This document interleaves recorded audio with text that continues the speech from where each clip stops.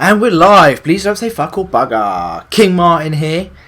And I thought for my first video back into the game, back getting on the scene, I thought I would show my favourite way of getting through Ultimate Vault Hunter mode as quickly as possible. You could say as quick as possible. Quickest way of getting to level 61 in my opinion, the quickest way I have found. Now, there are some bonuses to doing this method.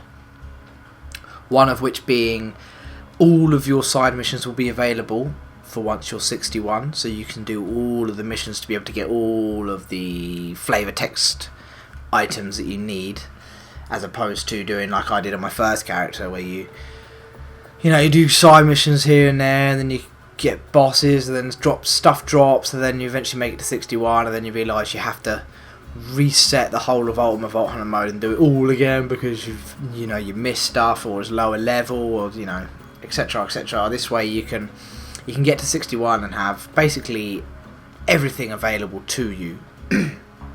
So this is how I do it. You power through the story mission. Alright, don't do any side missions at all, just pure story mission after story mission after story mission. Now, unlike normal Vault Hunter mode or true Vault Hunter mode, you don't fall behind. The mobs don't level up too high because you got too far through the story mode and you haven't leveled high enough, because Ultimate Vault Hunter mode obviously levels with you, so you can get as far in the story as quickly as you want and as low level as you want. Now, if you did just the story mode from level 50, you'd only really get to level 56 or so by the end of it, and maybe level 57, so you won't get all the way to 61, which is annoying. So this is what I do. Power through the story until you reach the quest where you have to infiltrate the Hyperion stockade. This is just after killing the bunker and then killing the mortar with the elevator and then blowing up the pipe. When you get to the next section, which is the Arid Nexus Badlands, and you have to infiltrate the Hyperion info stockade, that is where you want to be at. So power through the story to that point, and then that is where you can start doing these farming runs. Now, from my experience, it will depend on your class and what weapons you have available to you as to how efficient this is. Now, when I did it on my assassin when it was leveling, it was extremely efficient. I had a very good corrosive weapon, and it is just generally very easy with the assassin. Doing it on my Gunzerker is a little bit trickier because I don't have a very good corrosive weapon. I've got a level 50 weapon, so stuff doesn't die very quickly. But yeah, so you will find, like, I could do it in 4 minutes on my assassin back when it was leveling, and I could do it in 10 minutes, 15 minutes on my Gunzerker. So it will differ depending on your character.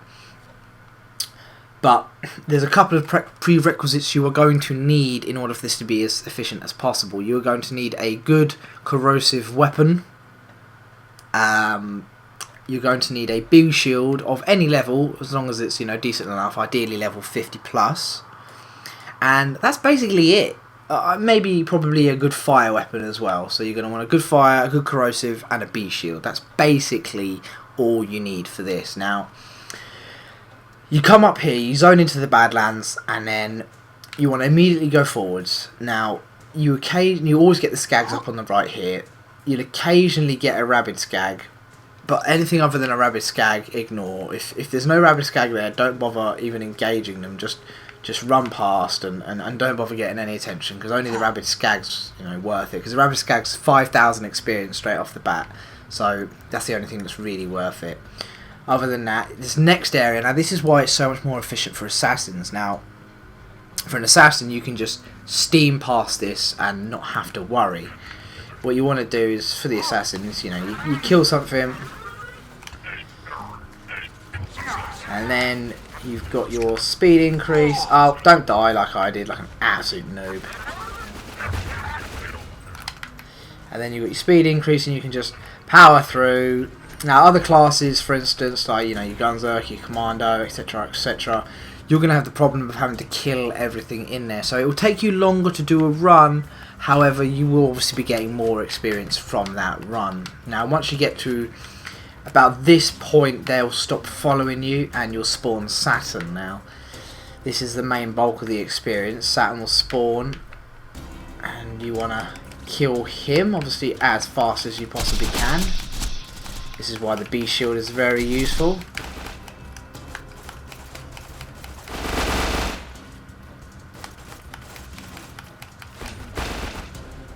See, boom, dead. Now that's 20,000 experience right there. You're not seeing it obviously because I'm level 61, but I can assure you I've done this many times.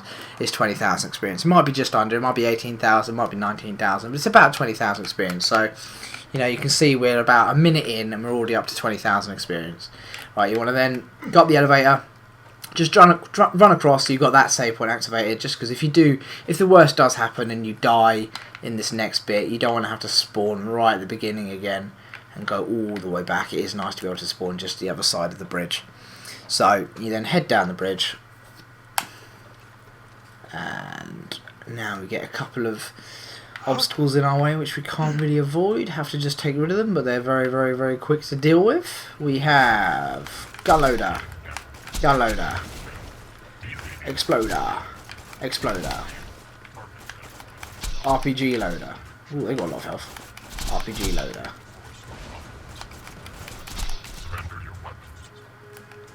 That one's not dead. Oh, hello. And then you get a lovely, super badass constructor.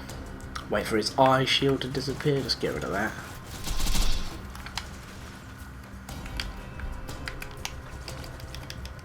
And then goodbye. Okay, kill that. That is another 10,000 experience. Well, 9,000 or so. So roughly 10,000.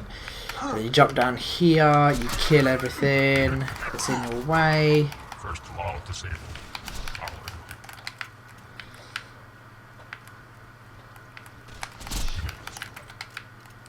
Always want to open this chest just because there's very often a loot midget in there. And then you want to run in here and kill Bonehead 2.0. And that is another 5 to 10,000 experience right there. So right there, we've been here, plus Shredder, which is always very useful. So, you know, we've been here, what, 3 minutes? And that's, what, 20,000, plus 10,000, plus 10,000. You know, that's 40,000 experience. And then if you get some rabid skags, another 5,000 for each rabid skag. So, you know, you get a lot of experience very quickly and very easily. Then you just save, quit, do it again. Now I can tell you that from 60 to 61, it was 9 runs in total to do 60 to 61. So it's not very long, you know, 9 runs at 4 minutes a run.